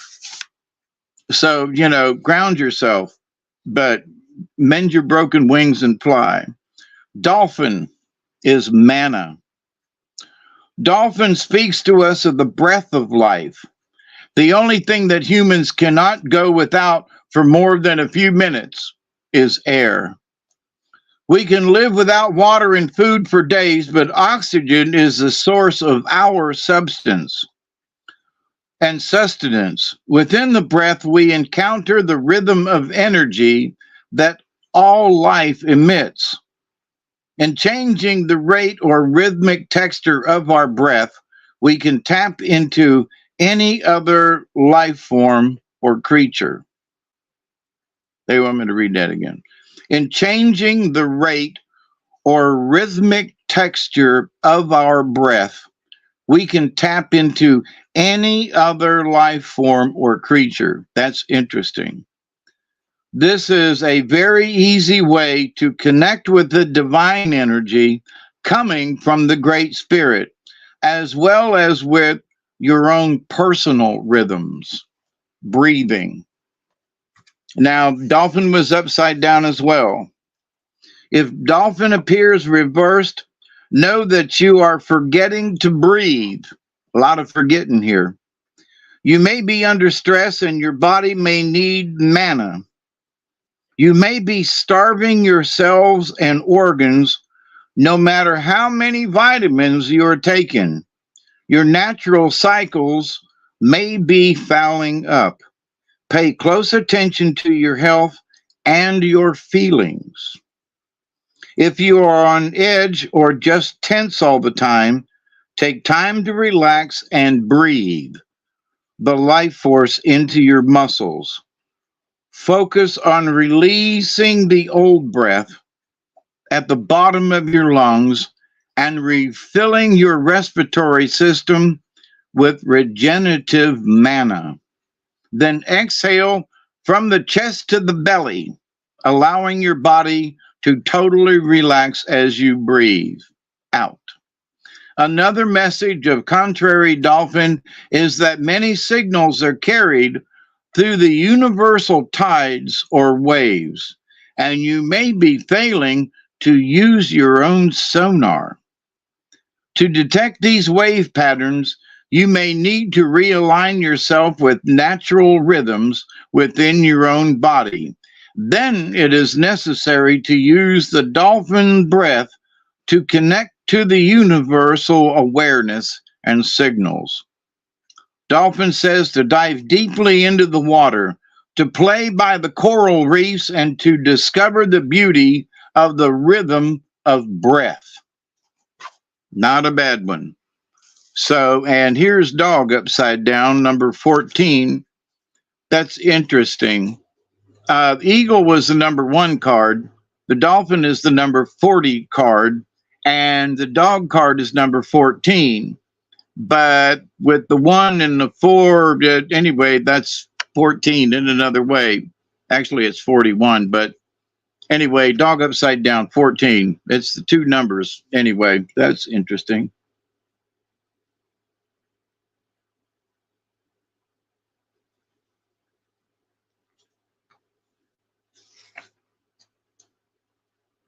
Dog is loyalty.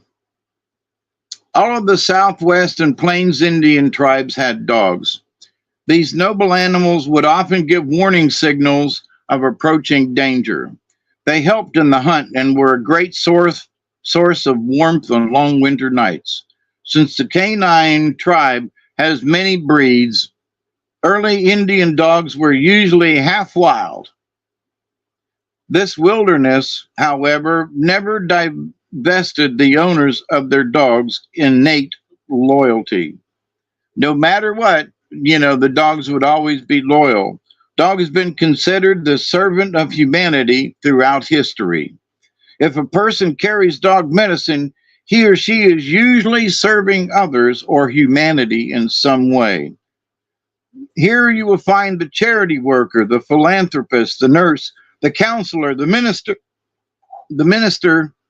and the soldier. Now, dog upside down. In the contrary position, dog may be telling you that you have become critical or mean due to the company you are keeping. The reversal of this medicine could also imply that it is time to stop cowering with fear and time to begin to tackle the adversaries of your confidence. The adversaries of your confidence. A lot of folks want to tell you, you're no good at that, you're not good enough to know something, blah, blah, blah, blah, blah, and people pick on other people all the time. It's sad. But so the key here is to realize that these are not external enemies, but thought forms in your own mind, which tell you that you are not worthy of loyalty, either to yourself or to others. So don't let other folks convince you otherwise. Don't let them to get in your head. You may want to examine the patterns of disloyalty in your life. Do you, for example, pass on gossip or not speak up when someone else is rumor mongering? Reclaim the power of loyalty to yourself and to self-truths. Become like dog. Be your own best friend. Interesting. So all of these 3 cards are telling you to lift up yourself. Get out of your, phase. If you're having too much trouble, then ask the dolphin and breathe in, and make sure that are you being loyal to yourself? That's a good one. A lot of people want to sell out. Well, I'm going to do this, and that ain't how they truly are. They sell out their own loyalty, and a lot of folks don't even know that they're doing it. So there's our cards. There's our story, and it's only been 2 hours and 4 minutes. We Pretty good. It's pretty good. kind of pulled it together after a long a long winded conversation in between about stuff, but you know, it was relative, you know, at least I think so, about the stone walls and so forth. And if any of you are in Tennessee or in North Georgia, you know, it's a pretty spot up there at Fort Mountain State Park up there. And it's just interesting where that fort sits. That, you know, I asked the question, I could see where the Confederates would build a fort up there. Yeah. But why would ancient peoples build a fort up there? That, you know, and the stories that they tell, I'm like, well, it's a good thing that I ain't on one of them boards with archaeologists and stuff. You know, I'd be arguing with them fools all the time, you know. Yeah. Use your common sense, people. You don't build a fort on top of a mountain for no reason, because you're keeping out who, you know. That's yeah. Oh, you know, that wall is not going to keep bears out. Yeah, it just ain't going to do it. It wasn't designed as a bear keeping out wall. So who were you keeping out? What battles were you fighting that you needed a big stone wall on top of a mountain? And a not very tall wall. It's a short wall, you know, that's the thing. If it was like, you know, 10 foot tall, 8 foot, 6 foot tall, you know, and some of the terrain has caused some of some of the wall to be a little taller, but where they were trying to make the wall the same height all the way around it, the land dips down, and instead of the wall going down like that, they kept the top of the wall going the same. So in places it's shorter, in places it's taller. But to the point, what were they afraid of? You know. Exactly. It makes you wonder. Makes me want to go back up there with a different eye, you know. Yeah. And look at it and with a different eye, you know. Exactly. Well, you gonna have a show tonight? Yeah, I think so. All right, good deal. Well, I'm gonna get us out of here, and you go have your show. I gotta get to bed. I gotta go to work in the morning. So thank you, everybody, for being here. I hope you enjoyed the cards and the good story and the moon-eyed people. And if you want to know more, go look it up yourself. And it's a full moon tonight, too, so go out and get your full moon on. That's right. It's the anniversary of the big attack on the moon-eyed people. Anyway, thousands of years. Anyway, with that, remember, go out and be nice to somebody, your neighbor, yourself, somebody else, and enjoy yourself. Remember, everybody, be the frequency you want to receive, everyone. Love you all. Peace, everybody. Peace out. Cheers.